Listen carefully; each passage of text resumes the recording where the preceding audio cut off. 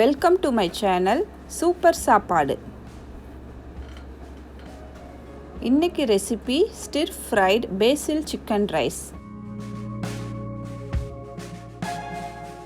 Don't forget to subscribe my channel.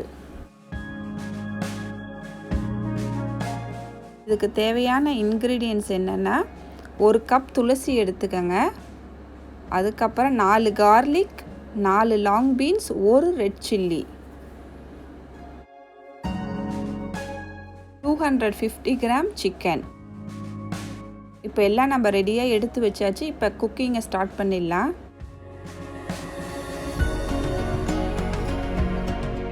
கடாய் வச்சு கடாய் காய்ஞ்சோன்னே எண்ணெய் ஊற்றிருக்கேன்.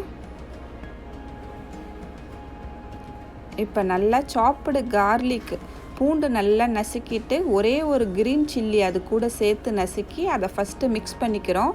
ஒரு 30 செகண்ட் மிக்ஸ் பண்ணால் அது போதும், கருகிடக்கூடாது. அதோடய ஃப்ளேவர்ஸும் ஆனால் இறங்கணும். இந்த ரைஸ்க்கு மெயின் ஃப்ளேவர் வந்து கார்லிக்கும் அந்த சில்லியும் பேசில் லீவ்ஸ் தான். இப்போ வந்து அந்த 30 செகண்ட் வதங்கினதுக்கப்புறம் 250 கிராம் போன்லெஸ் சிக்கன் சேர்க்குறோம். நல்லா குட்டி குட்டியாக கட் பண்ணதுக்கப்புறம் அதை நல்லா சேர்த்து இப்போ நல்லா வதக்குறோம். அந்த எண்ணெயில் வதக்கிட்டு இருக்கணும். சோயா சாஸ் கொஞ்சம் ஆட் பண்ணிக்கிறோம். 1 டேபிள் ஸ்பூன் அளவுக்கு சோயா சாஸ் அதில் சேர்த்துருக்குறோம். அந்த ஆயிலில் வதக்கிறப்பவே அந்த பூண்டு, அந்த க்ரீன் சில்லி ஒன்று நசுக்கி போட்டது, சோயா சாஸோட ஃப்ளேவர்ஸ்லாம் அந்த சிக்கனுக்குள்ளே நல்லா இறங்கிடணும். ஏற்கனவே சோயா சாஸ் போட்டிருக்கிறதுனால கொஞ்சமாக தேவைக்கு உப்பு போட்டுக்கோங்க. ரொம்ப உப்பு போட்டுறக்கூடாது, ஏன்னா சோயா சாஸ்லாம் உப்பு இருக்கிறதுனால கொஞ்சமாக உப்பு போட்டுக்குவோம். கொஞ்சமாக ஒரு 2 டேபிள் ஸ்பூன் அளவுக்கு தண்ணி போட்டு அதை வேக வச்சுக்கணும். சிக்கன் இப்போ வேக வைக்கிறோம். அது கூட லாங் பீன்ஸ் வந்து 4 லாங் பீன்ஸை சின்ன சின்னதாக கட் பண்ணி அந்த சிக்கன் கூட இப்போ சேர்த்து அதையும் சேர்த்து நம்ம மிக்ஸ் பண்ணணும். லாங் பீன்ஸ் சேர்த்தாச்சு.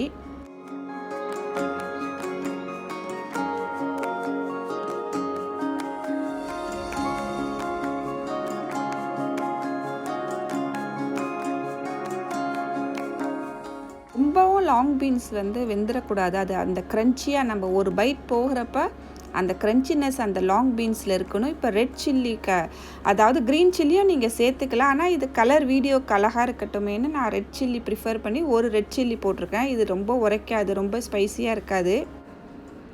இப்போ ஒரு பவுல் துளசியை கடைசியாக இப்போ சேர்த்துக்கிறோம்.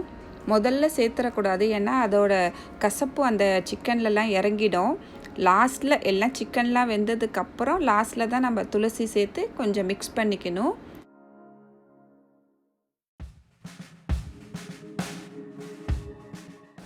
இப்போ கடைசியாக 1/2 ஸ்பூன் பெப்பர் சேர்த்துக்கிறோம்.